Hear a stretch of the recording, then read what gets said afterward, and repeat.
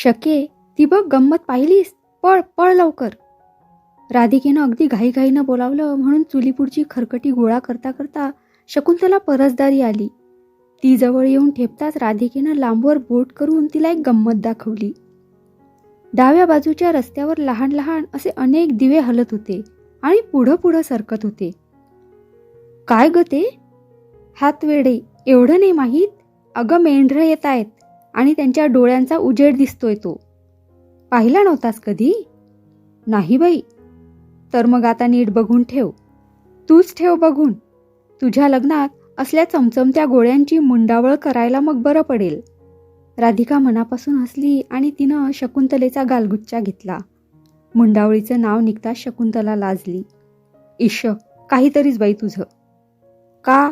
4-5 दिवसांवर तुझं लग्न आलं आणि तरी सुद्धा काहीतरीच? इश्श, अशी चिडवशील तर बघ हं. चिडवणार खूप. नाही कसं?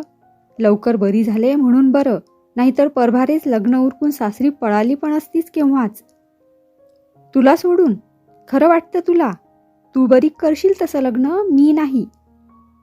ते बघू. आता आधी तुझ्या लग्नाची घाई चालली आहे ना?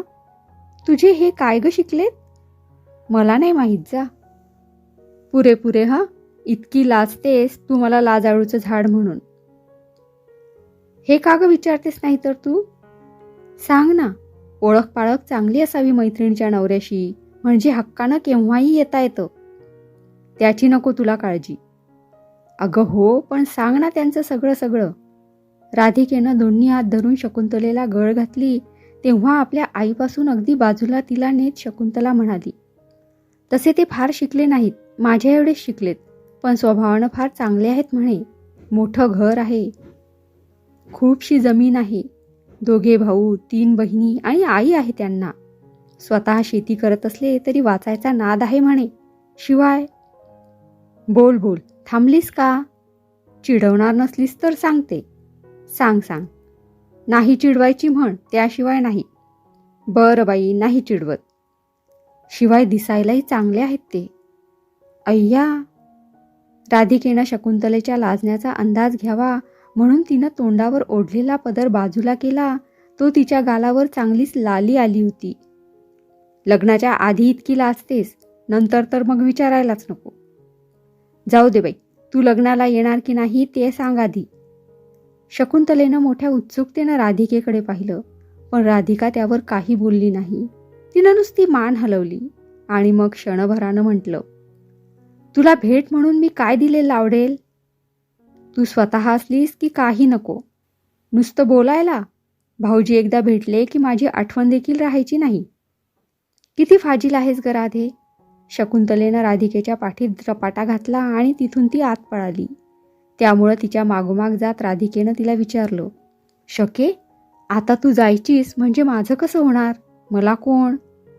जायची म्हणजे काय कायमची जाते की काय? नसलीस तरी तुझं माहेरी राहणं पाहुणीसारखंच व्हायचं आता. काही अंशी खरं आहे ते, पण आले की भेटेन तुला आधी. खरं? अगदी खरं. पण तू येईस तोवर काय करू मी? मग तू येशील माझ्याबरोबर? शकुंतलेनं राधिकेच्या डोळ्यात पाहिलं. दोघीही एकमेकींकडे टक लावून बघू लागल्या. दोघींना पण आपण आता दूर राहणार ही कल्पना सहन होईना. वेडी तर नाही शके, तुझ्या सासरी मला ग कोण येऊ देईल? आणि मी तरी तिथं कशाला येऊ? तुझ्या लग्नाचं काय ठरवलंस तू? तूर्त काही नाही. घरात कोणी काही बोलत नाही आणि मलाही तूर्त शांतताच हवी. वाटेल त्याच्याशी ते म्हणतील म्हणून मी लग्न करणार नाही. राधिका आपल्या लग्नाचा विषय निघताच गंभीर झाली, म्हणून शकुंतलेनं विषय बदलीत म्हटलं, तू मला पत्र लिहिशील ना? जरूर. शंका का आली? आणखी अगदी मोकळ्या मनानं सगळं कळवशील? सगळं म्हणजे मनाला वाटेल ते बघीन. इच्छा असूनही सगळ्या कल्पनांना वाचा फुटत नसते. इतर कुणाचं नसलं तरी आपलं आपल्यालाच बंधन असतं. त्या बंधनापलीकडचं सगळं लिहीन. बरं बाई, तुझी मर्जी. मात्र एका गोष्टीचं वचन दे. कोणत्या ग?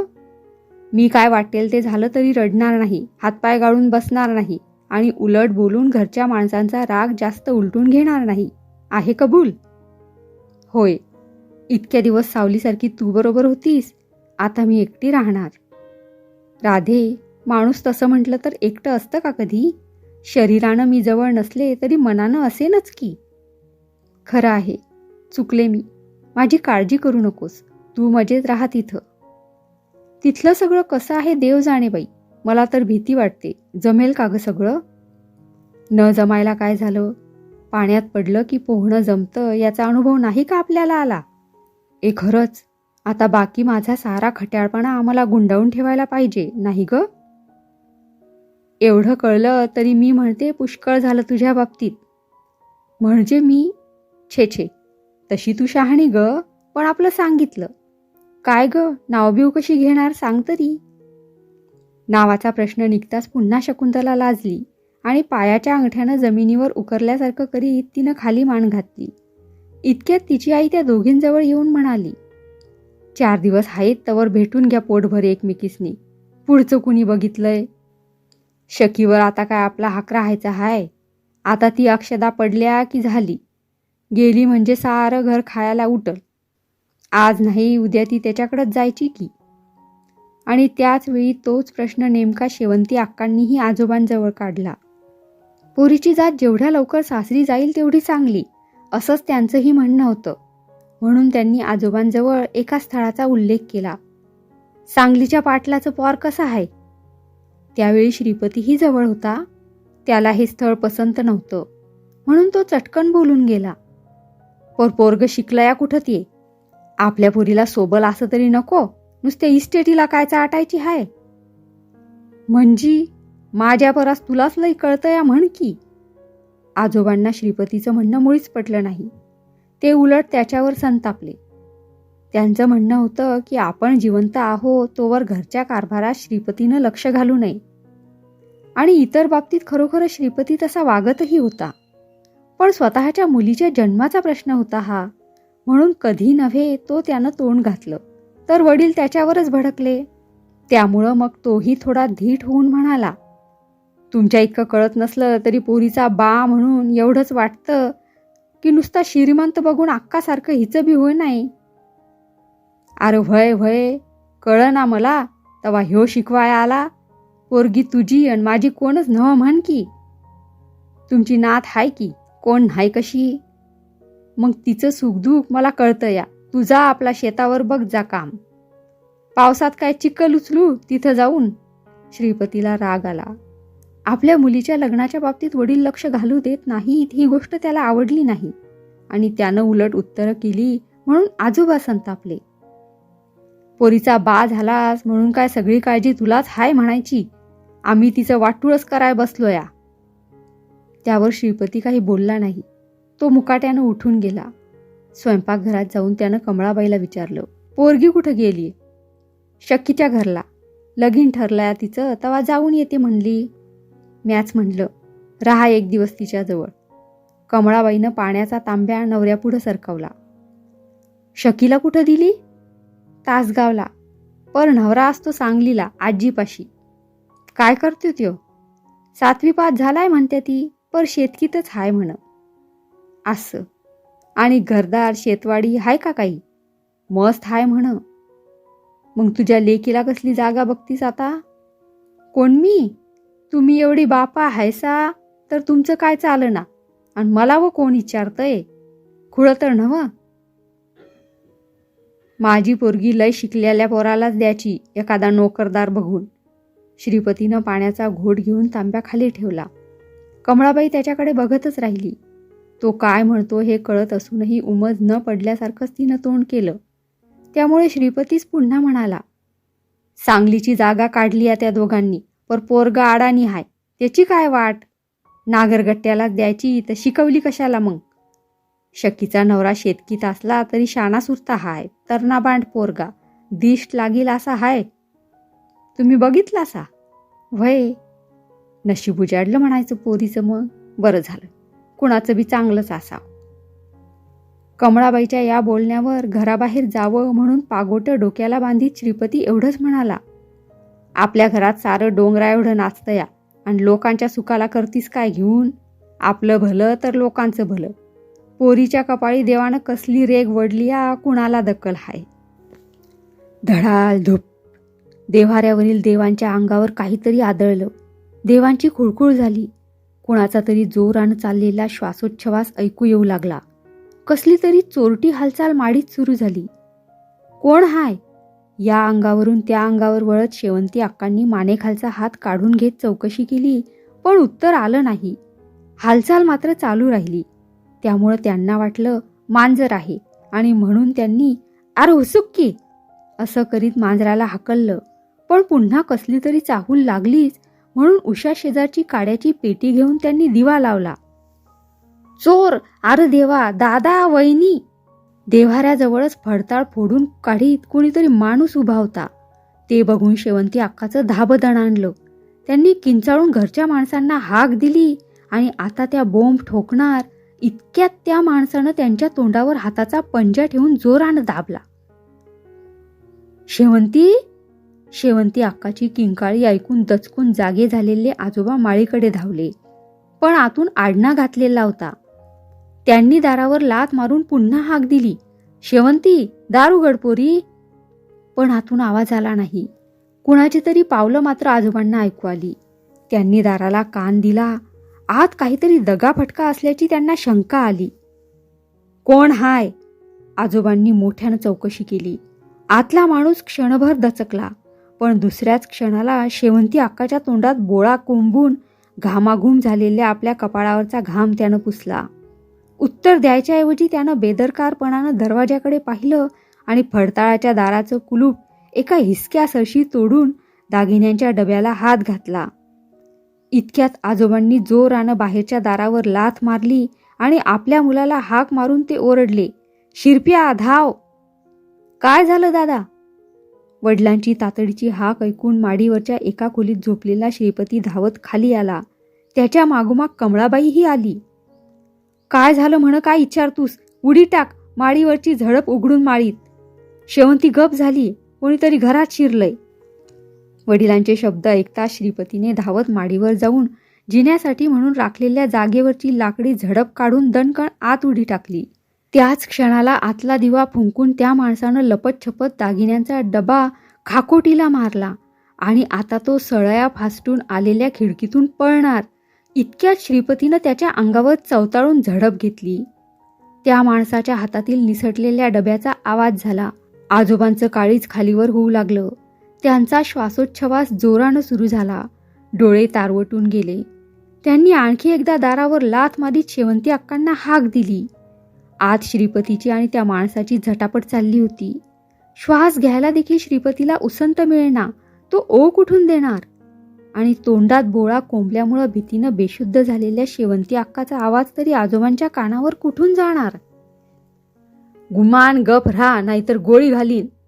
आतून तो माणूस श्रीपतीवर गुरगुरला. त्याचा आवाज कानावर येता क्षणी आजोबांचे डोळे विस्फारले. हाकनाक पोर चोराला बळी पडणार या धास्तीनं दरवाजाबाहेरच्या उखळावर उभी केलेली पहार अंगातील सारं बळ एकवटून त्यांनी जोरानं दारावर लाथ मारावी तशी मारली. कडाडकट दाराची एक फळी मोडली. आडना बाजूला झाला.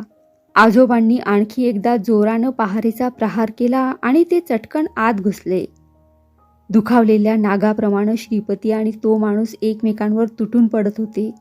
तरी पण संधी साधून त्या माणसानं कोपऱ्यातील एक मुसळ उचलून श्रीपतीच्या अंगावर भिरकावून दिलं आणि त्याच क्षणाला त्याच्या मनगटाभोवती आजोबांच्या कणखर हातांचा विळखा बसला.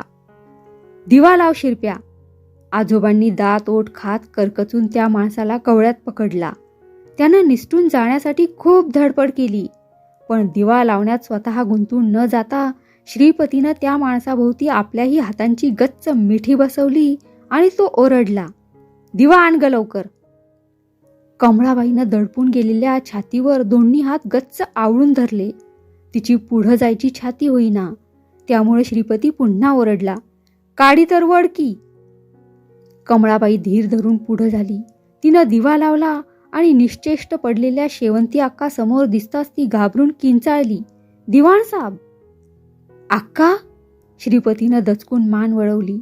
शेवंती अक्काच्या कपाळावर त्या माणसानं फेकलेल्या मुसळाचा जोराचा दणका बसल्यामुळं ते रक्तबंबाळ झालं होतं आणि त्यांच्या तोंडात मघा कोंबलेला बोळा अजूनही तसाच होता.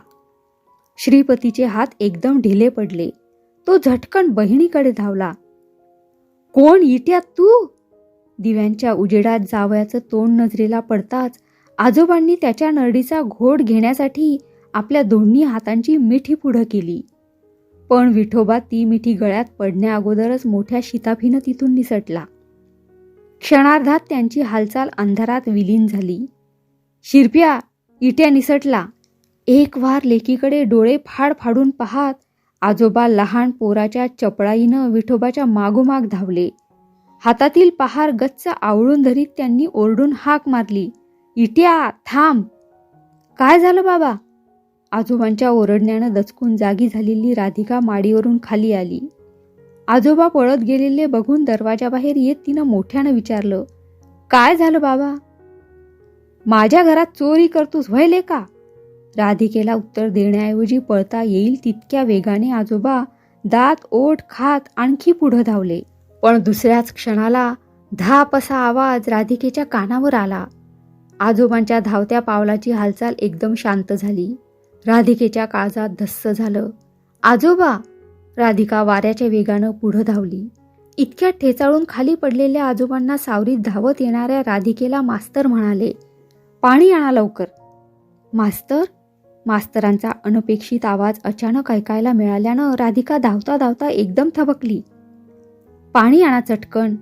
बेशुद्ध झालेल्या आजोबांना मांडीवर घेत मास्तरांनी राधिकेला पुन्हा आवर्जून सांगितलं. काय झालं? राधिका चटकन पुढं झाली. अंधाऱ्या रात्रीतही मास्तरांच्या माडीवर पडलेल्या आजोबांची ओळख पटल्यामुळे ती घाबरून किंचाळली. अगं बाई, मास्तर! छे छे, घाबरू नका. थोडं पाणी आणा म्हणजे आता सावध होतील. उठा. आत्ता आले. मास्तरांच्या सांगण्यामुळं धीर धरून राधिका घराकडे पळत निघाली आणि त्याच क्षणाला श्रीपतीही वडील अजून घरात का परतले नाहीत याची चौकशी करावी म्हणून रस्त्यानं पळत निघाला. राधिकेची आणि त्यांची अंधारात थोडी धडक झाली. पोरी तू? राधिकेला बघून श्रीपतीला कमालीचं आश्चर्य वाटलं. तो तिच्याकडे भांबावून बघू लागला. बाबांना लागलंय. राधिकेनं श्रीपतीला माहिती दिली आणि पाणी आणावं म्हणून ती पुन्हा धावत घराकडे निघाली. दादांना लागलं? श्रीपतीच्या डोळ्यापुढं काजवे नाचू लागले. विठोबानं दगडफेक करून वडिलांना जायबंदी केलं की काय या धास्तीनं त्याचं धाबदण आणलं. तो कावराबावरा झाला.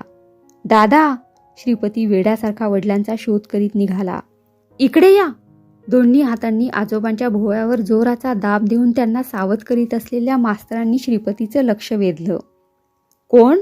मास्तरांचा आवाज ऐकून श्रीपती चमकला. मी मास्तर तुमच्या किसनचा. मास्तर? दादा कुठं आहे ती? इथं माझ्या मांडीवर. मास्तर? ऐनवेळी वडिलांना सावरायला देवाप्रमाणे पुढं आलेले मास्तर बघून श्रीपतीनं अधाशीपणानं एकदम पुढं झेप घेतली. इतक्यात धावत आल्यामुळं दम छाटीत व ओठावरून जीभ फिरवीत घाबऱ्या घाबऱ्या राधिकेनं मास्तरांच्या हातात पाण्याचा तांब्या देत म्हटलं, हे घ्या पाणी. मास्तरांनी चटकन राधिकेच्या हातातील तांब्या आपल्या हातात घेतला आणि आजोबांच्या कपाळावर त्यांनी पाणी शिंपडलं. मास्तर? निपचित पडलेल्या वडिलांचा स्पर्श होता श्रीपतीच्या तोंडचं पाणी पडालं. अगं बाई, नाडी तरी चालू आहे का हो मास्तर? वडिलांचा आर्त स्वर कानी येताच राधिकेनं दचकून मास्तरांवर आपली केविलवाणी नजर रोखली. तुम्ही शांत राहा घटकाभर. मास्तरांनी आजोबांना सावध करीत त्या दोघांनाही धीर द्यायचा प्रयत्न केला. पण घरात शेवंती अक्का बेशुद्धावस्थेत आणि बाहेर वडिलांची ही अवस्था. या धास्तीनं श्रीपतीची छाती दडपून गेली. वडिलांच्या अंगावर झेप घेऊन त्यानं हंबरडा फोडला.